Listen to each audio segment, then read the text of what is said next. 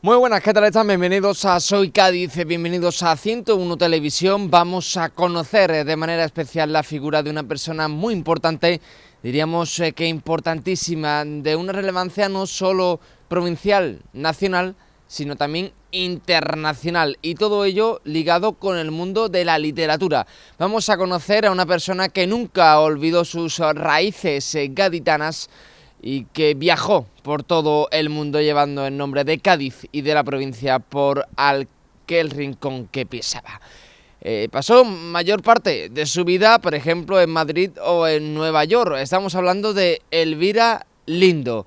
Y la Diputación Provincial de Cádiz ha editado un vídeo, un documental sobre su vida y también sobre su obra, donde vamos a conocer la faceta de esta escritora gaditana y cómo llevaba ese nombre de la provincia por todos los lugares, por todos aquellos municipios, ciudades que pisaba, llevando la cultura y la literatura. Así, este servicio de vídeo, de edición y de documentación de la Diputación Provincial de Cádiz ha puesto en marcha este documental que fue presentado en el Palacio Provincial.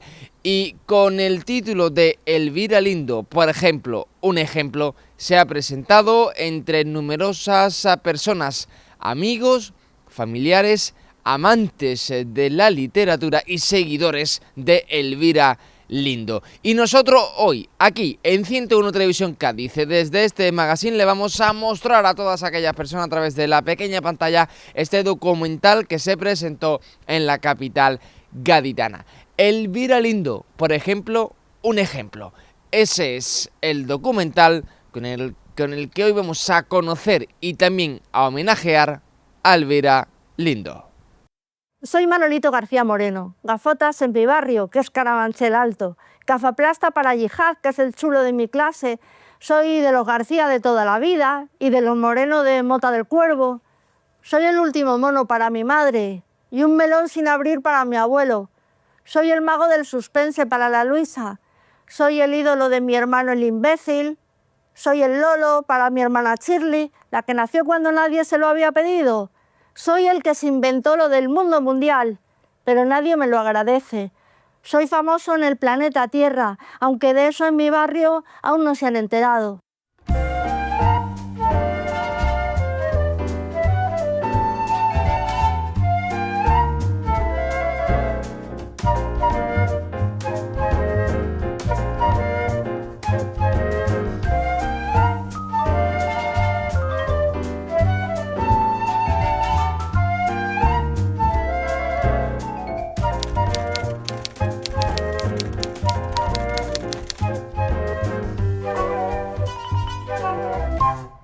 La tierra de nacimiento de esa niña es Cádiz, ciudad a la que siempre vuelve la adulta con la sensación de que hay un lazo misterioso que une el arrebatado gracejo popular de los gaditanos y mi rendido amor por el habla de la calle.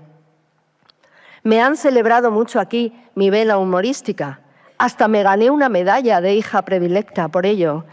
Y yo, que no creo en casi nada, salvo en los lazos de amor que nos unen y nos salvan, siento en mí ese continuo viaje de ida y vuelta que comenzó en 1962 y que lleva afianzando mi relación con aquel Cádiz hasta hoy.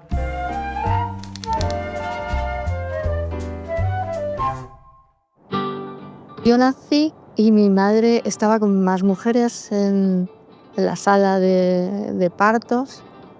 Y dice que las mujeres empezaron a cantar, que ya no, o sea, que no podía explicarse eso, ¿no? Las mujeres allí todas de parto y cantando y siempre lo contaba que yo nací entre palmas de alegría. Entonces las dos estarían de parto también, ¿no? Pero a mí me gusta mucho esa imagen, ¿no? Hay que creer a veces un poco en la magia de las cosas. Hay que hacer un esfuerzo por creer en la magia y pensar que si uno ha nacido entre palmas de algo que sospecho que era flamenco, muy, muy, muy popular, que es algo que a mí luego me ha gustado tantísimo, pienso que ese recibimiento en mi vida tuvo que significar algo. Yo nazco en enero, a mis padres les tocó la lotería, justo unos días antes de la Lotería del Niño. Entonces todo estuvo muy marcado por esa fecha, por ese acontecimiento, ¿no? Para mis padres una pareja que trataba de progresar, mi padre como loco en el trabajo, tratando de, como todas esas parejas de la época que también ha retratado el cine, yo qué sé, de Fernán Gómez, en esa pareja feliz y todo eso, pues para mis padres que estaban en ese momento de su vida, les vino el dinero del gordo de la lotería del niño o de la niña, que era yo, les vino fenomenal. Bueno, mi abuelo era una persona muy peculiar en todos los sentidos, tanto físicamente, era un hombre muy grande para cómo eran los hombres de su generación, llamaba mucho la atención por la envergadura que tenía y quizá como un andar un poco también patizando como estos hombres como elegantes y a la vez un poco torpes, que también se acompañaba en la forma de vestir, siempre un poco desastrado. Cuando murió, Juan Cruz, que escribió un obituario en El País de mi abuelo, recuperaba la frase esa de la Casa Rusia, que Sean Connery dice: me reconocerás porque parezco una cama sin hacer. Nací en Cádiz porque mi padre era administrativo de dragados, luego ya fue auditor, y casi todas las obras, grandes obras públicas de España de los años 60 y 70, pues influyeron, muchas de ellas influyeron en los sitios en los que nosotros vivíamos, ¿no? No sé qué obra sería en Cádiz, sería algo del puerto, y mis padres vivieron 2 veces en Cádiz. En la primera vez nació mi hermano Manolo y en la segunda vez nací yo. Mi abuelo, trabajando en dragados y teniendo que moverse por las obras por toda España, y que va teniendo hijos, uno en cada provincia. Esa forma en la que se mueven sí hace que exista como una especie de sensación de desarraigo. Creo que uno de los sitios importantes para mí fue cuando vivimos en el pantano del Atazar. Fuimos niños de pantano en medio de la Sierra Pobre de Madrid, en un sitio que ahora está repoblado, pero que era como vivir en la luna. Pues, no digo a orillas, digo ahí en el puro embalse. Vivimos, era una vida muy peculiar la de estar en medio de la sierra. Eso fue un sitio importante para mí, pero también lo fue Palma de Mallorca, Ademuz, el pueblo de mi madre.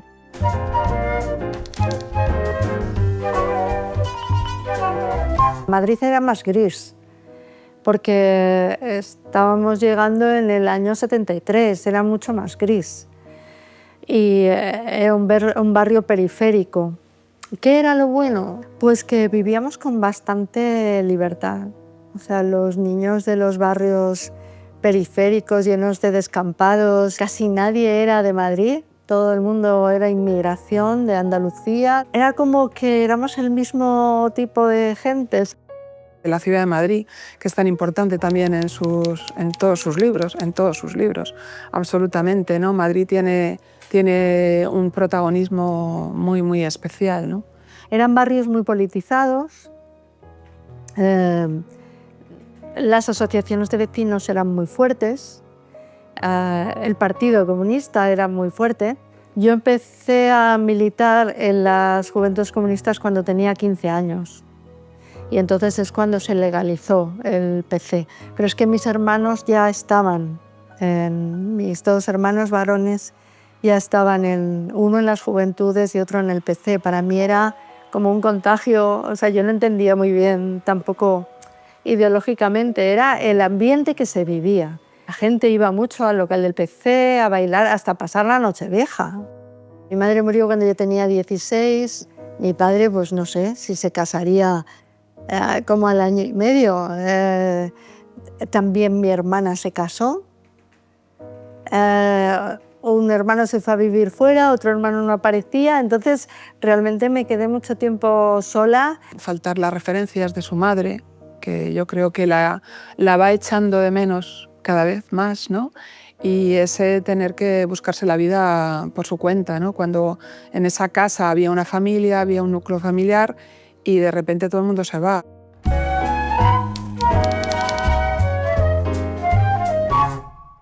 Yo había escrito mucho sobre mi padre a un nivel humorístico, porque mi padre era una persona muy extravagante.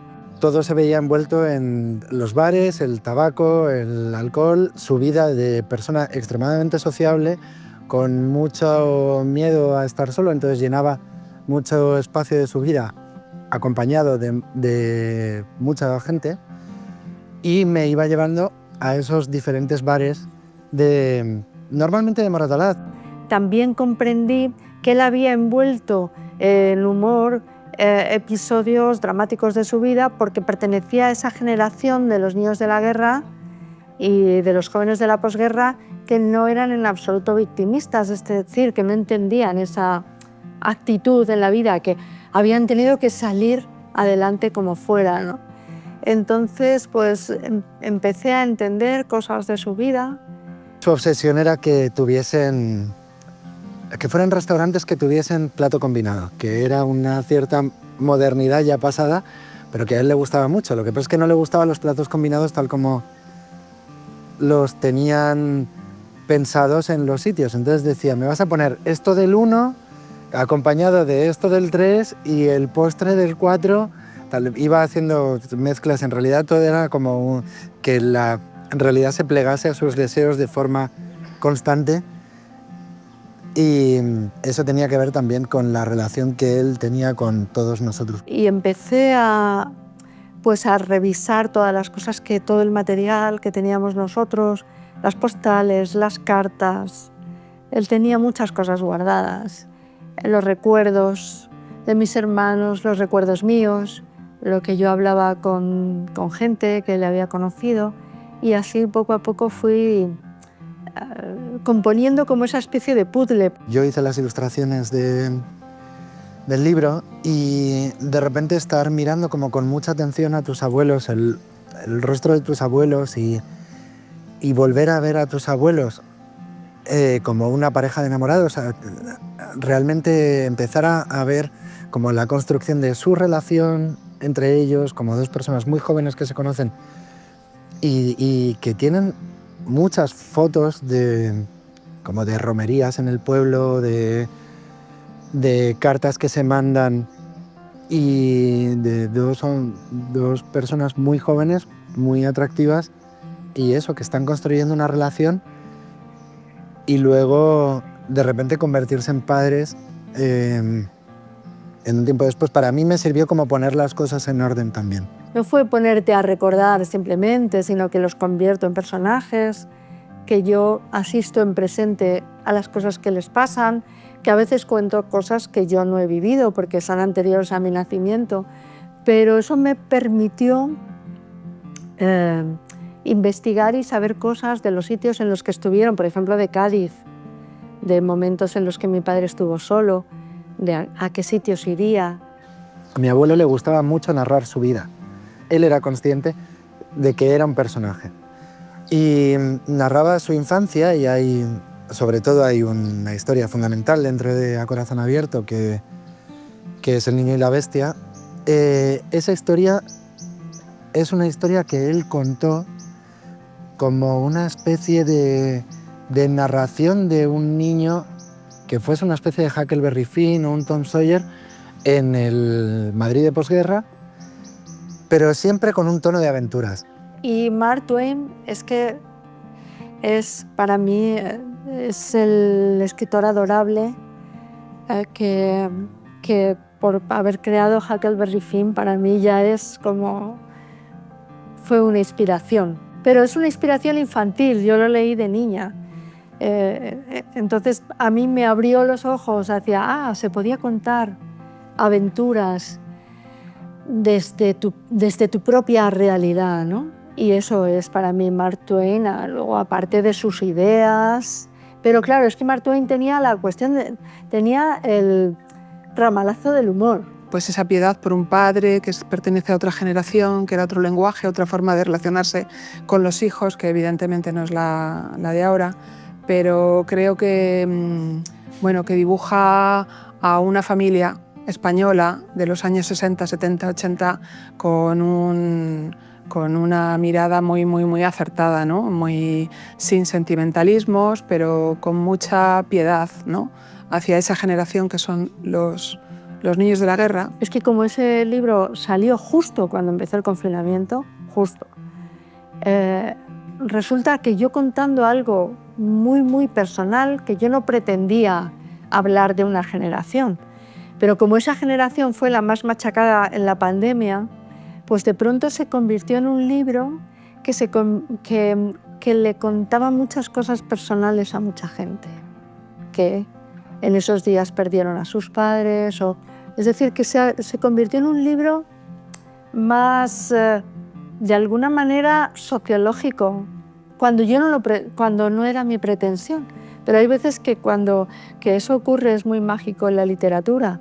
Tú cuentas algo que para ti es muy personal y de repente te das cuenta de que estás narrando la vida de otros.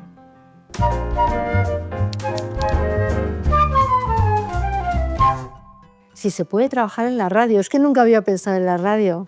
Entonces, bueno, esto de la radio yo empecé a escucharla por entonces, empecé a escucharla pues con 17 años o así, empecé a escuchar pues al Loco de la Colina por la noche, escuchaba Radio Nacional entonces, siempre, porque la programación era buenísima.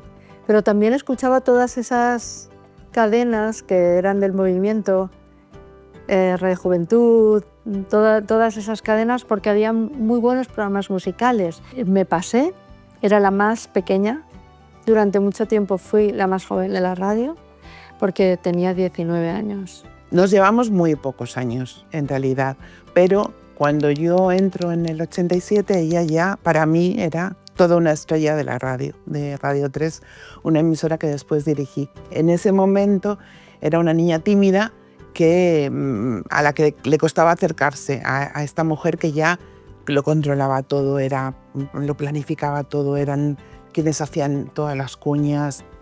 Para mí la radio antes en mi infancia era como el medio rancio que escuchaban mis tías y eso, pero no algo moderno. Y cambié absolutamente de opinión también porque cambió la radio muchísimo. La misma transformación que sufre la sociedad en España la sufre la radio también. En Radio 3 de pronto escuchas a locutores hablar desde otra posición, sin el rictus que tenía durante toda la predemocracia, digamos, la radio. Y entonces, en esa manera de contemplar el mundo y de contarlo, hay también una forma de construir una sociedad diferente. Empecé a ir a las 6 de la mañana para el primer boletín de noticias, pero en esa radio no tenían nada, ni teletipos, ni nada. Recortábamos los periódicos y yo les recortaba los periódicos y ahí se los pegaba o se los redactaba a un señor extravagante cubano que iba allí y leía el primer boletín de la mañana, a un señor que estaba bastantes veces borracho. Tan pronto me bajaba al bar El Diario, que estaba en la calle Huertas, y allí pues había muchos taxistas que recalaban ahí porque no cerraban toda la noche, y había muchos periodistas del diario Pueblo. Y yo en aquel ambiente, pues yo pensaba, eso tiene que ser algo parecido al periodismo, ¿no? Esto de estar en la noche, porque había mucha gente que quería ser periodista. El periodismo tenía mucho prestigio, los periodistas eran gente a la que los ciudadanos escuchaban.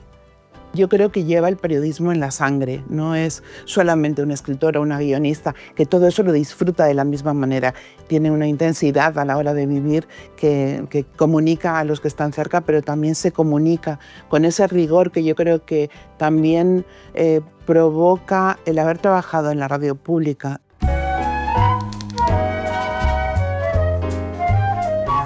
Manolito nace de una forma tan casual que no puedes decir que exista un día del nacimiento como ocurre con un niño, ¿no? Pues a lo mejor escribí algo que tenía que poner la voz un niño y lo hice yo, y eso se repitió y acabó naciendo como nacían los cuentos orales, o sea que tú ibas contando una historia y esa historia aumentaba y aumentaba, ¿no? Manolito Gafotas es un personaje de su creación, de su imaginación, pero donde están muchos de los ingredientes de su propia literatura, ¿no? Que es pues el humor, la ternura, la crítica social, el querer, el tratar siempre con piedad a sus personajes. Y que igual que hacía el personaje de Manolito Gafotas, haciéndose un poco, como haciéndose medio el tonto, te da unas hostias como panes. Manolito Gafotas es universal y que puede existir siempre y se pueden reconocer los niños de antes, los niños y las niñas de antes, los de ahora y los del futuro, porque de hecho Manolito Gafotas es de lo concreto a lo general, de lo particular a lo universal. Ha sido el amigo y el personaje en el que se han reconocido un montón de niños y niñas, no solo en España, sino en miles y miles de países. A mí Manolito Gafotas me parece realmente un hito de la literatura en España, y lo digo de corazón porque yo creo que lo más importante de la literatura es crear personajes que la gente piensa que son verdad. Es un personaje que si tú preguntas a muchísima gente en España, pueden llegar a pensar que Manolito Gafotas ha vivido en Carabanchel y existió, ¿no? Y que está basado en un personaje real. Y lo más grande que tiene la literatura es crear personajes memorables.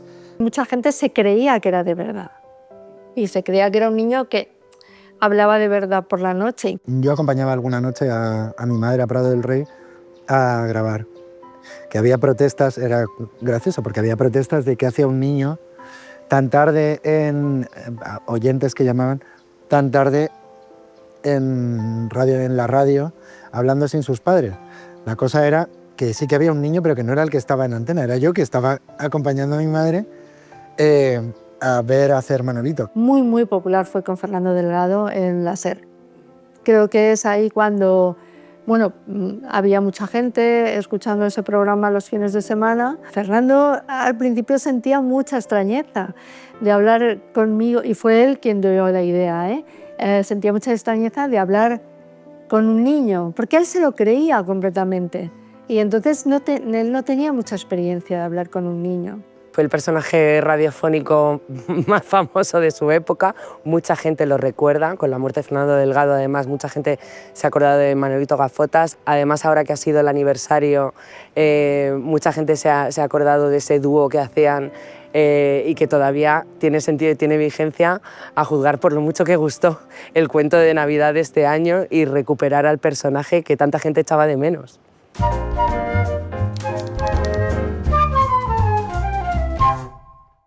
No buscaba un hijo, sino que me quedé embarazada y yo tenía clarísimo que deseaba ese hijo. Y bueno, pues con 22 años, en un ambiente como el de la radio, era raro. Nadie tenía hijos tan pronto. Todo el mundo estaba divirtiéndose. Somos de la misma generación, nos hemos movido pues, en ese Madrid de los 80, tenemos circunstancias familiares que también se asemejan un poco, madres muy temprano, en aquellos años, ¿no?, de la movida en Madrid, o sea que hemos vivido pues, en ambientes muy similares, muy parecidos, ¿no? Tener un hijo con 22 años pues, es casi adolescencia, ¿no? Creo que lo hice compatible, que me sentí diferente. Me gusta también mucho Lo que me queda por vivir, que también, bueno, pues esa me pidió un prólogo, yo hice el prólogo de este libro, y también me gusta mucho porque también es el Madrid de los años 80, ¿no? De una mujer que se ve obligada a vivir independiente, que se gana esa independencia, esa autonomía, a veces teniendo la sensación de que no es buena madre, ¿no? Que también es otro de los fantasmas de las mujeres, ¿no?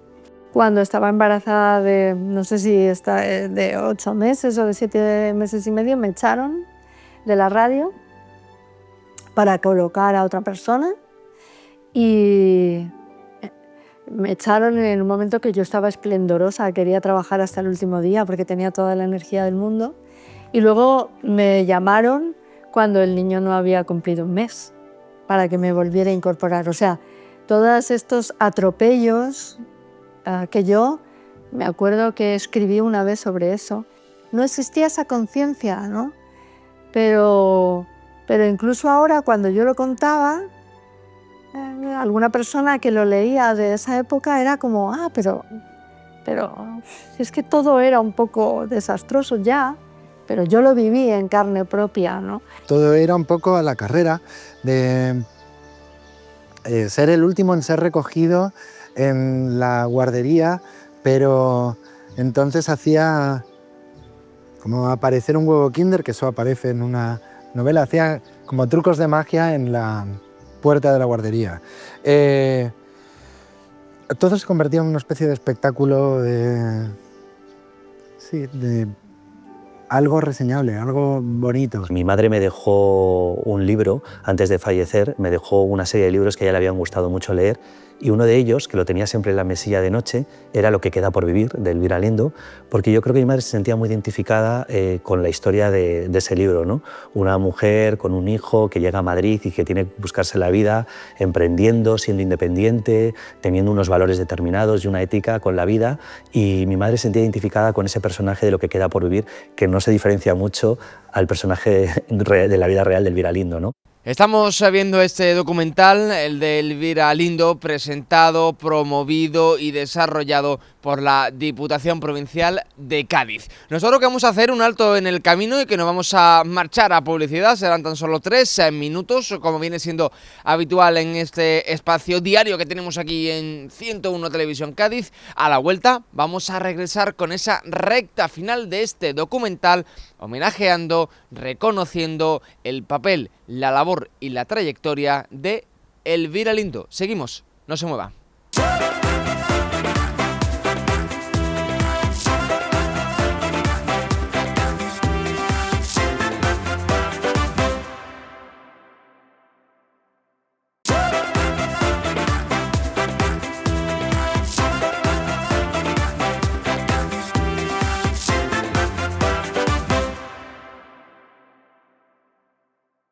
Regresamos de publicidad, lo prometido es deuda, 3 minutos de publicidad. Nosotros que seguimos, continuamos aquí en Soy Cádiz, en 101 Televisión. Les recordamos que hoy de manera monográfica y especial le estamos dedicando esta hora de programación a Elvira Lindo, a esta gaditana, aunque pasó esa trayectoria en Madrid, también en Nueva York, pero llevaba ese nombre de Cádiz, de la provincia, por todo sitio que pisaba. Vamos a continuar, vamos a seguir viendo, disfrutando de este documental. Elvira Lindo, por ejemplo, un ejemplo.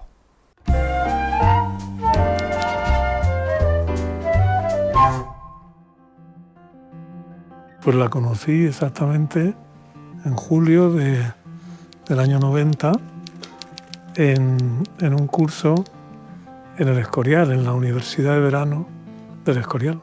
Yo creo que nos encontramos dos personas como dos almas gemelas que nos entendimos de corazón, humanamente.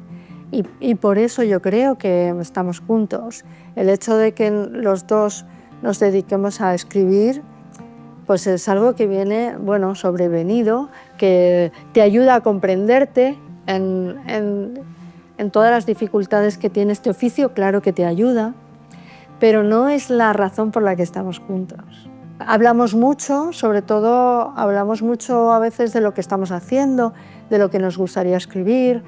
Y eso hace, claro, que los dos tengamos influencia el uno del otro, entre otras cosas porque cada uno es el primer lector del trabajo del otro, ¿sabes? Es decir, que yo no publico nada si ella no lo ha leído antes y no me ha dado su opinión. Y al revés pasa lo mismo, ¿no? Cuando salí de Radio 3 y empecé a escribir guiones para la televisión, etcétera, estaba cambiando todo y yo no me sentía a gusto en lo que estaba haciendo en la tele, no me sentía a gusto. Entonces lo repetía muchas veces, de esto que repites en casa, este mundo no es para mí, yo quisiera escribir algo, pero no sé cómo hacerlo, etcétera. Y yo creo que al verme a Antonio como tan descontenta, fue él el que me dijo, déjalo. Para mí fue una decisión importante porque dejas un trabajo en el que estás ganando, pues en ese momento ganaba bastante dinero, pero dije, bueno, pues si no me sale bien, vuelvo al sitio de partida. Yo creo que en la televisión no hubiera seguido, pero yo creo que yo podía haber seguido perfectamente en la radio. Elvira tiene una especie como de complejo. Me lo dijo un día incluso en la antena, es que tú como tienes ese vozarrón, yo no tengo ningún vozarrón, yo no soy tenor, y tú no deberías ser tampoco aspirante a cantante. Tú tienes una voz magnífica de radio, porque tienes una voz alegre que transmite eso, transmite alegría, esa voz cantarina. A mí Elvira me gusta mucho escucharla porque creo que transmite verdad y que transmite pasión. Y eso la radio no permite muchas imposturas. Y yo creo que Elvira Lindo en la radio brilla, y brilla mucho. Parecía que yo también que había salido de la nada, porque claro, dejé todo y me puse a escribir y mucha gente no conocía ese pasado mío. Pero yo venía de dirigir programas en la radio desde muy joven. Llevamos varias temporadas, varios años, compartiendo un espacio semanal en La Ventana, que llamamos Radio Lindo, además, con toda la intención, donde Elvira trae gente de lo más diverso, personas que conoce por razones profesionales o no profesionales y que tienen algo interesante que aportar. Que a mí me parece que, a mí, como lector y como oyente y como espectador de la vida, es lo que más me interesa de Elvira Lindo, que tiene una mirada minimalista de la vida, que pone el foco, no vive de espaldas a la actualidad, ni mucho menos, pero pone el foco en temas que no están en los grandes debates, en las grandes conversaciones, pues no sé, la amistad, la felicidad, la pobreza, la solidaridad, y te trae ejemplos concretos y simplemente te invita a conversar. Que ella es una mujer completamente que no admite ni rastro de que se revela ante cualquier muestra de pedantería. ¿Sabes? Es una mujer que tiene una libertad de espíritu absoluta. Jamás se deja engañar por nada, ni siquiera por una idea como gremial de la literatura, esa cosa de que estás en un grupo de amigos y amiguetes, ¿no? Ella en ese sentido es completamente incorruptible. No he tenido una capilla a la que pertenecer en el mundo de la literatura. Eso me ha dejado sola en muchos momentos, pero también creo que he sido una persona muy libre en lo que he hecho, ¿no? Nuestra idea de la literatura y del oficio de escribir se parece mucho, que es una idea, digamos, no literaria o no sé cómo decirlo, no enfática, es decir, no nos gusta el escritor que se hace un personaje de sí mismo. No nos gusta esta especie de esta vanidad un poco exhibicionista, ¿no? del escritor que tiene que mostrar continuamente cuánto está sufriendo al escribir, o del escritor que se relaciona sobre todo con otros escritores o que lleva vida social. Para nosotros la literatura consiste en escribir y en leer y en estar atento al mundo que nos alimenta, ¿no? La literatura infantil es lo que marca, ya te digo, el que estás, cuando estaba ahí, pues estás solamente en los suplementos para el Día de Reyes, ¿no? Entonces, pues es como si no fueras escritor en realidad, ¿no? Es verdad que siempre la gente que venía de la radio, la gente que venía de los medios, es como, esto en realidad no es una verdadera escritora, sino que alguien que de repente se le ha ocurrido escribir un libro. Ha tenido que hacer frente primero a ser mujer en un mundo masculino como es el del periodismo y la literatura, y más en la época donde ella viene. Ha tenido que hacer frente a algo también muy importante, que se dedicó a la literatura infantil juvenil como Abito Gafotas y nunca fue vista como alta literatura ni como gran literatura, y tuvo que enfrentarse a eso. Ha tenido que hacer frente a que ha utilizado siempre en su literatura y en sus columnas el humor, y el humor tampoco se considera alta literatura. El humor siempre está visto como algo de entretenimiento, y después de todo eso encima ha tenido que hacer frente a ser la mujer de, ¿no? Cuando literariamente Elvira Lindo siempre y su trabajo ha hablado por sí misma, y parece ser que porque su pareja sea también escritor y sea Antonio Muñoz Molina, que por otro lado ha sido una pareja que siempre ha estado reivindicado en lugar de su mujer y de Elvira, ¿no? Siempre ha reivindicado y ha dejado el espacio que Elvira se merece. pues eso también ha sido otra cosa que yo admiro de Elvira. Yo creo que Elvira, el viaje literario y profesional de Elvira Lindo está repleto de molinos de viento. Cuando nosotros empezábamos a estar juntos, yo era muy conocido ya y ella era periodista, ¿no? Y entonces íbamos a los sitios y para ella, para mucha gente, ella estaba acostumbrada a ser una persona respetada en su profesión, en el mundo de la radio y todo eso, y cuando estaba conmigo de pronto se volvía invisible, ¿no? Porque hay mucho machismo en los mundos estos literarios y todo eso, y más hace 30 años, ¿no? Entonces ella de pronto decía, a mí ¿por qué no me ven, ¿no? A mí ¿por qué por ser una mujer me tengo que callar, ¿no? Ella no quiso nunca ser mi mujer, ¿sabes?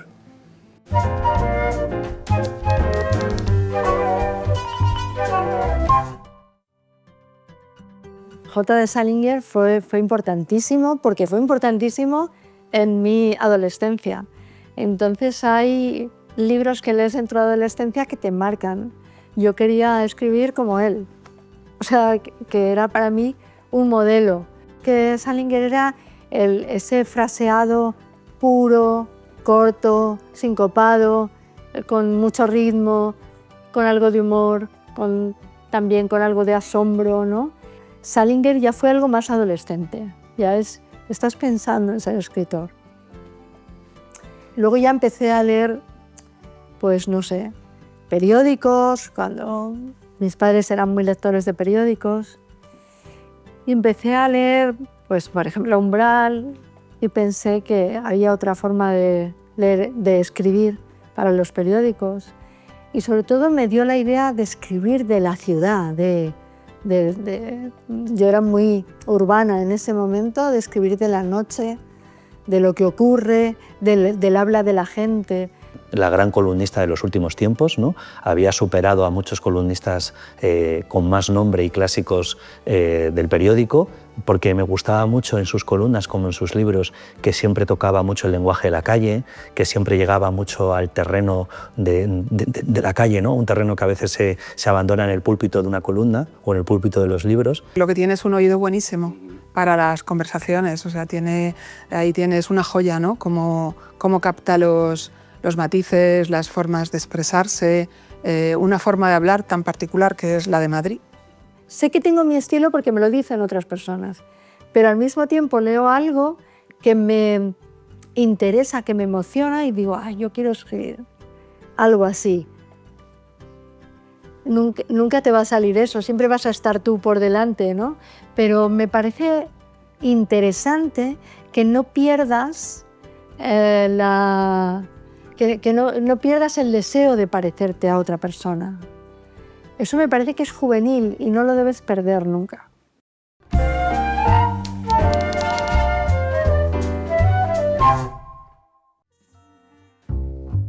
Antonio y yo empezamos a viajar a Nueva York, pero de repente surgió la oportunidad de vivir allí y nos fuimos. Y para mí fue un cambio brutal en mi vida, porque claro, yo me fui con 42 años y sin un trabajo fuera de casa. Escribí en casa, escribí varios libros, escribí en Nueva York, pero en un principio tuve que entablar relaciones de manera muy complicada, porque yo ni trabajaba fuera de casa, ni estudiaba, Entonces, realmente lo que fue milagroso es cómo logré hacer amistades allí, que era lo que yo necesitaba. Y bueno, pues creo que ahí estaba mi experiencia como niña resiliente, a la que mudaban de colegio, trasladaban de colegio todo el tiempo y tenía que volver a ser la nueva en cada sitio. Aquí hay una cuestión fundamental que es el clasismo. Es decir, en España se habla mucho del sexismo, pero hay una cuestión que es el clasismo. Yo trabajé en el Cervantes durante 2 años haciendo un servicio público con un sueldo bastante modesto y en unas condiciones difíciles, ¿no?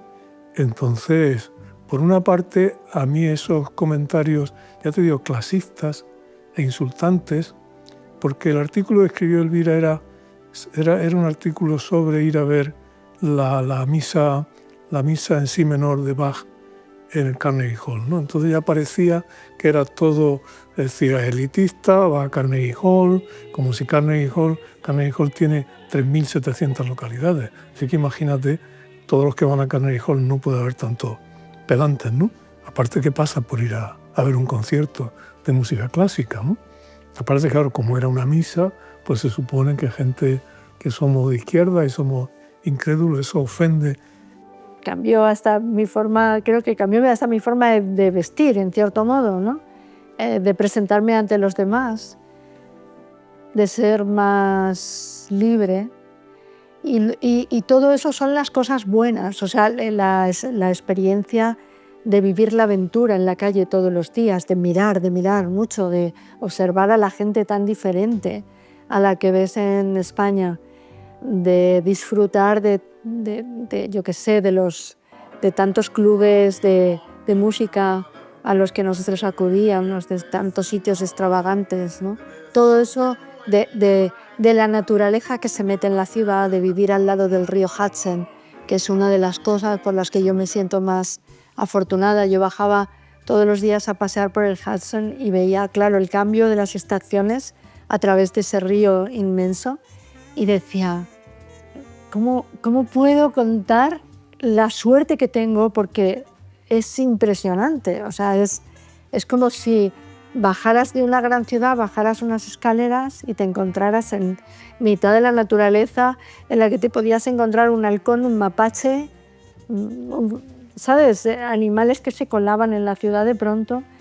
Una aluvión de vida de repente y como emancipada también del propio país y o sea, que esa distancia también como que se separaba del propio país y de la familia y como una especie de sensación de libertad mucho más grande para la propia construcción de la personalidad. Y esa gran como carga de energía pues se le nota en los primeros años. Pero luego poco a poco empecé a ver la dureza, bueno, siempre la vi, pero empecé a verla más claramente según pasaban los años allí y empecé a ver claramente pues la dificultad con la que salía la gente adelante, lo sola que estaba, la sociedad tan volcada hacia el dinero como es la sociedad americana y Nueva York, que es Estados Unidos. No es una ciudad europea, como siempre decimos, es América, ¿no? Empiezas a ver la gente que ha emigrado allí, que hace los trabajos tan durísimos, que duerme y come en el metro y en la calle y son como burros de carga. Que pudiese abrirse y mostrar lo que pensaba sin tener que camuflarlo detrás de la narración, detrás de la ficción o detrás de la comedia. Y yo creo que eso sí se lo dio el estar en Nueva York. Yo empiezo a escribir un diario y veo que fotografiando la ciudad me anima a seguir ese diario todos los días. Y sé que es un diario para publicar y que sé que va a ser del último invierno que pasé allí, que fue el más duro, que se vivían desde el registro de las temperaturas. Entonces, bueno, pues empecé a hacer fotos y empecé a escribir a diario, ¿no? Hay cosas que no me sirvieron para el libro, pero creo que es un libro que tiene mucha honestidad, que estoy contando de verdad cómo me siento, por qué me quiero ir de allí, ¿no?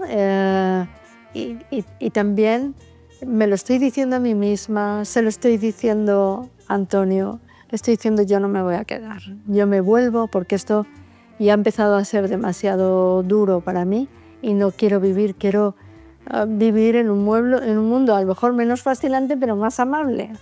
Exactamente, Noche sin dormir, ¿no? Donde ella siempre se examina, se analiza, a veces se mira con un poco de dureza hacia sí misma, pero sin perder nunca el humor, que también esto yo creo que es un rasgo muy distintivo de Elvira Lindo. Y me gusta también mucho esos paseos en soledad, ese no saber por qué hago yo en Nueva York. A mí no se me pasó por la cabeza vivir para siempre en Nueva York. Yo no sé qué te respondería Antonio. Yo pensaba vivir de esa manera, otra cosa porque además tenemos una familia, ¿no? Pero si yo me sentía, era mi ciudad, ¿sabes? Era mi ciudad, yo sabía que eso, que en Nueva York no se puede ser ni viejo ni pobre, ¿no? Pero bueno, no veía, ella siempre vio claro que aquello tenía un límite, yo tardé en verlo, ¿sabes? Tuvimos nuestros más y nuestros menos, porque creo que en principio él se hubiera quedado más tiempo. Creo que fui yo la que insistió en volver, de lo cual no me arrepiento para nada, y creo que él no se arrepiente para nada, pero hubo un momento en el que no sentíamos lo mismo. Y no nos sentíamos de la misma manera con respecto a la ciudad. Y no es que yo me aburriera ni nada de eso, es que decía, esta sociedad, en esta sociedad no me quiero sentir débil, no me quiero sentir enferma, no me quiero sentir mayor. Quiero vivir en un mundo más protegido. Aunque ella o ellos como pareja pues tenían una vida muy cómoda allí, pero también se va ensombreciendo porque las relaciones que tienes allí, la gente sufre, lo pasa mal, eso y el envejecimiento de repente rápido de mi abuelo y luego su muerte también supone como un cambio y la distancia que podía ser agradable durante un tiempo también se transforma en algo de amargura, o sea, como una especie de melancolía que se transforma en nostalgia que se hace hasta cierto punto amarga. Y empiezas a apreciar las cosas que tiene tu propio país y empiezas a echar de menos.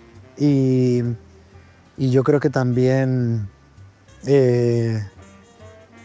no sé, como que empieza a surgir la necesidad de volver. Los países tienen un carácter, pueden mejorar o ir a peor y mostrar su peor cara. Y yo creo que ahora lo que estamos viendo es la peor cara de ese país que, por otra parte, ha protagonizado los activismos sociales de los más importantes del siglo XX. Me da terror porque va a influir al mundo en general, pero también me da pena porque he vivido también cosas importantes allí, muy inspiradoras, y gente de verdad muy luchadora. Y veo que ahora es una sociedad paralizada por el miedo. No volvieron del todo, se mudaron de Nueva York, se mudaron a Lisboa y mantuvieron una relación como de medio año en Madrid, medio año fuera, que pueden seguir manteniendo ahora con el pueblo, con Valencia, como sitios en los que puedes separarte, porque aparte en ese tiempo en el que ellos estuvieron fuera, también Madrid se convirtió en una ciudad mucho más hostil de la que era la ciudad de la que se fueran. Y yo venía aquí a España y sentía, claro, ahora ya me he acostumbrado a estar aquí y ahora me quejo de todo, pero bueno, cuando venía a España y sentía la diferencia, de pronto sentía esa cordialidad que de alguna manera te protege mucho, ¿no? Paseando por las calles de Cádiz, por las callejuelas y veía gente de fuera y veía turistas y pensaba, bueno, un americano que puede pensar de esto, ¿no? De un sitio con tantísima historia, es decir, que gente que cree como en Estados Unidos que inventó la democracia, que etcétera, pues ver de pronto cómo aquí hubo está, digamos, el germen de todo en esta ciudad, ¿no?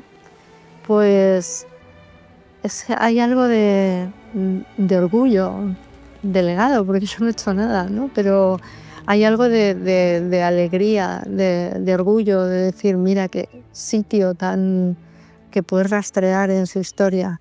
La belleza me ha traído aquí muchas veces, la forma de vida de la gente tan callejera. Asombro por esa amabilidad que tienes, que tiene la gente, que le preguntas por algo y te contesta con tanto agrado y te acompaña al sitio. Y es una cosa extraordinaria.